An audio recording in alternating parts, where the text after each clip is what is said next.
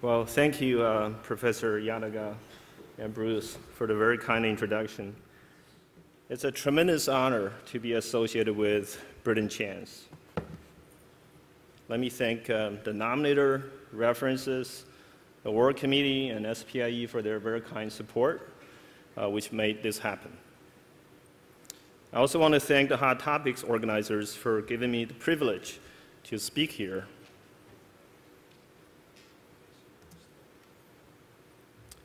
Britt, as we call him, has been inspirational to generations of scientists in our field. Of course, at the age of 95, even grandchildren cannot be called kids anymore. Well, whoever can recognize everybody in this photo will get a prize.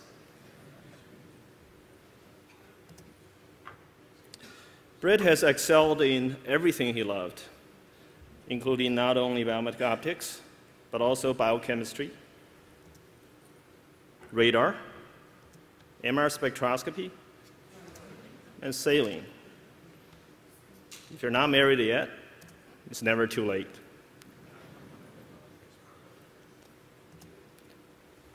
I'm very grateful to three top scientists for providing me the first-rate doctoral training. This commencement photo might be the only proof I have for my degree.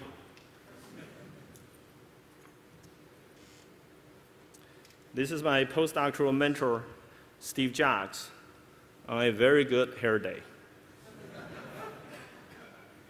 I want to thank Steve for introducing me to this very exciting and simultaneously very practical field of biomedical optics, and for advising me the importance to support our field. Steve decided to make our Monte Carlo simulation package open source. Although nowadays the package is online for free download, in old days, the original distribution was done through hard copy manuals and floppy disks. This work has been cited thousands of times. The movie you see here is from Monte Carlo simulation.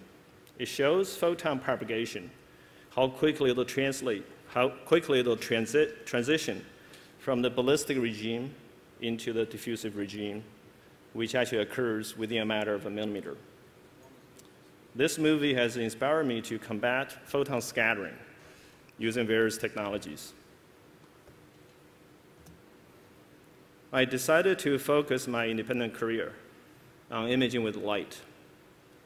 Very fundamentally speaking, physics taught us already that light-matter interaction occurs at a molecular level.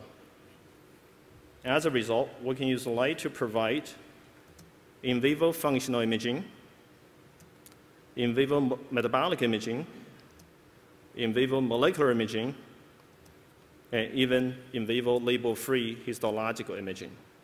There's great motivation to work in this direction.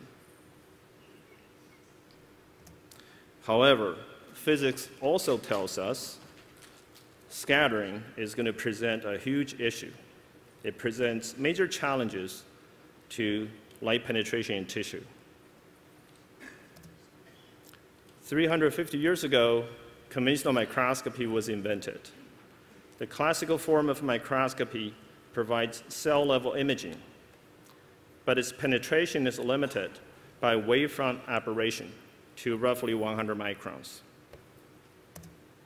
Tomographic optical microscopy beats the aberration limit and provides skin-level imaging, but its penetration is limited by diffusion to roughly 1 millimeter in the skin.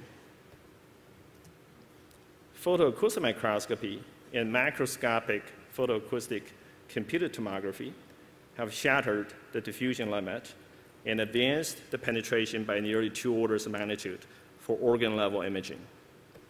However, the penetration is limited by dissipation, which is the next level.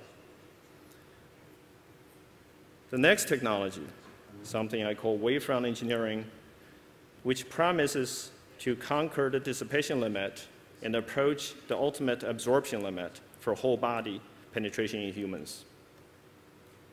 The red-colored photon trajectories are associated with corresponding limits. The more scattering a technology can tolerate, the deeper the penetration. Here's how we beat optical diffusion with photoacoustic tomography. Photoacoustic tomography combines light and sound to enhance light penetration and spatial resolution. In the form of computed tomography, a broadened laser beam is used to illuminate tissue. Absorption of any photons, scattered or not, generates heating and subsequent acoustic emission. So here we do not depend on ballistic photons. We can tolerate light scattering. As long as photons get absorbed, it will generate useful signal. Ultrasonic detection provides the raw data for image reconstruction. We use something called inverse spherical read-on transformation for image formation. Essentially, we see the optical absorption contrast by listening to the object. While using scattered photons for acoustic excitation advances light penetration, using unscattered photons for image formation enhances spatial resolution. Acoustic scattering in tissue is orders of magnitude less than optical scattering. In fact, the acoustic scattering mean-free path is about 1 meter at the frequencies of interest. Therefore, the photon-phonon synergy is derived from molecular optical contrast and tissue's acoustic transparency. First published in 2003, functional photoacoustic tomography imaged brain functions non-invasively in small animals. One-sided whisker movement hemodynamically activates the contralateral side of the brain. Since then, our field has grown exponentially. Since 2003, the number of papers published per year in our field has doubled roughly every 3 years. Since 2010, the Conference on Photoacoustics has become the largest at Photonics West. This first 3D photoacoustic microscope achieved tens of microns of resolution over multiple millimeters of penetration. The laser beam on the skin is donut-shaped intentionally to minimize surface interference. An ultrasonic transducer is aligned confocally with the optical absorption peak to maximize SNR. A single laser shot yields a 1D depth resolved image, and raster scanning produces a 3D image. A multiple centimeter deep human breast tumor was imaged in vivo in humans by both ultrasonography and photoacoustic tomography. A very safe exposure of red laser light was used for the photoacoustic imaging. Photoacoustic microscopy is capable of label-free imaging of the smallest blood vessels at capillary scale resolution in the skin or in the brain, providing a perfect tool for studying angiogenesis or anti-angiogenic drug discovery, among other applications. We recently demonstrated in vivo label-free photoacoustic microscopy of single circulating tumor cells.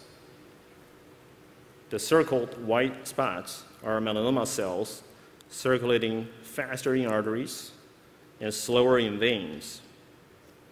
As 90% of cancer patients die from metastasis, this imaging capability is expected to effect a host of therapeutics. So I have two versions of movies. One is real time, one is a playback at 2 times slowdown, just so you can see all the single circulating tumor cells. We used 2 wavelengths. One was used to see the red blood cells, one was used to see the melanoma cells, and this is an overlay.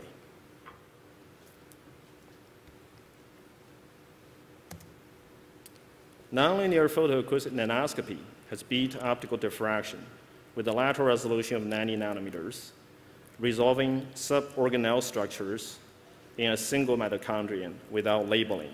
So we're using light absorption as intrinsic to mitochondria.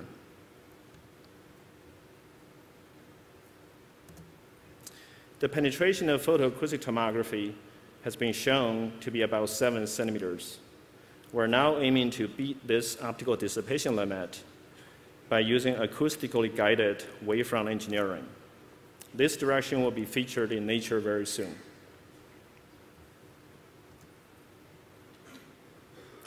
The natural distribution of laser light inside tissue follows a speckle pattern, as shown right here.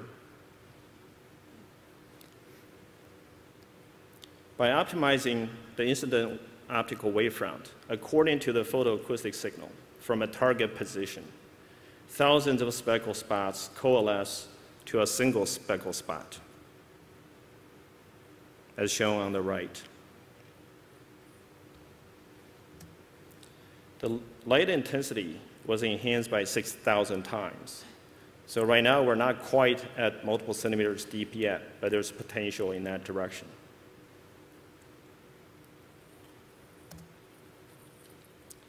We can also focus light deep in scattering media using ultrasonic encoding of coherent laser light at a target focal position to provide a virtual guide star. The ultrasonically encoded light is time reversed into the medium through a phase conjugate mirror to form an optical focus. The recorded hologram, as shown right here, is a very messy speckle pattern. Time reversal, by sending the wavefront back into the tissue, allows us to revert the mess. In other words, a mess minus a mess yields focus. Of course, the second mess has to be the same as the first mess. In addition to PAT, pause, true optical focusing, we've also explored several other directions of photon-phonon synergy with varied levels of success. Microwave-induced thermoacoustic tomography can potentially enable whole-body human imaging because microwave at the right frequency can penetrate very deep, and ultrasound at the lower frequency can also penetrate very, very deep. But it's been difficult to secure optimal microwave sources.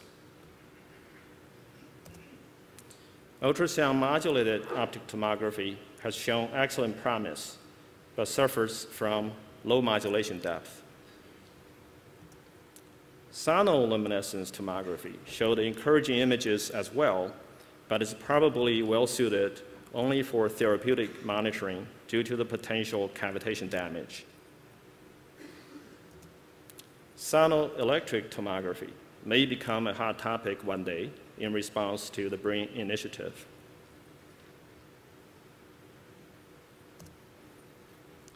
I'll use the remaining minutes to touch upon a very recent development, which beats the electronic imaging speed with compressed ultrafast photography. For the first time, humans are capable of watching a single laser pulse propagate in space.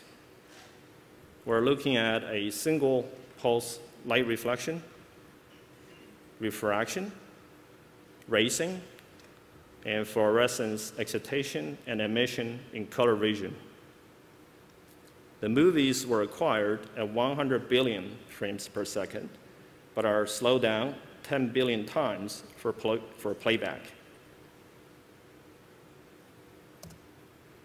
Our camera is called single-shot compressed ultrafast photography. The object with light intensity I of function I of x, y, and time t is first mapped to a DMD, which encodes the light with a pseudo-random binary pattern. The encoded light is routed to a street camera. Unlike the conventional use, the entrance slit here is opened as widely as possible to provide vertical spatial resolution. The street camera increasingly shears the XY snapshots vertically with time. A CCD camera temporally integrates the sheared XY snapshots pixel by pixel. The final raw data can be represented by energy matrix E, which is related to the object intensity I through 3 operators: T for time integration, S for shearing, and C for coding. This equation is inverted to yield a movie of I versus XY and time T. In general, inversion from 2D data to a 3D image is hopeless. However, sparsity and compressed sensing come to rescue. We represent the intensity I with an n-element vector. It's a column vector. Vector I can be transformed to a sparse vector X in the gradient space. Vector X has far fewer non-zero elements than vector I.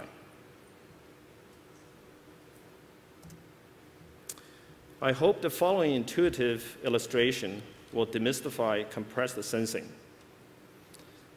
X1 and X2 are 2 unknowns. They are values for 2 voxels. One measurement yields many possible solutions, in fact, an infinite number of solutions along the red line in this example.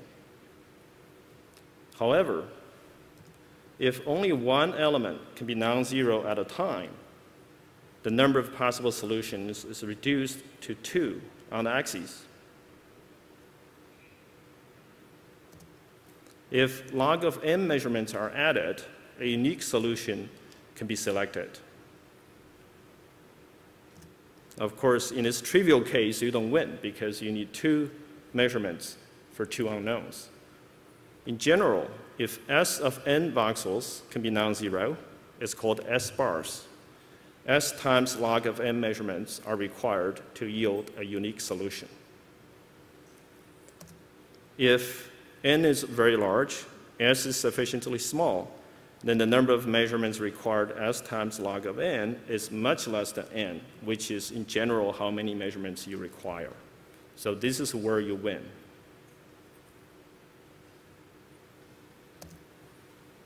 I have to disclose my financial interest in 2 companies which have commercialized photoacoustic microscopy and computed tomography. I work peripherally by chairing their scientific advisory boards. I thank our funding sources for their support. Credit goes to my lab members. For further information, please refer to our YouTube presentations, website, and books. Thank you very much.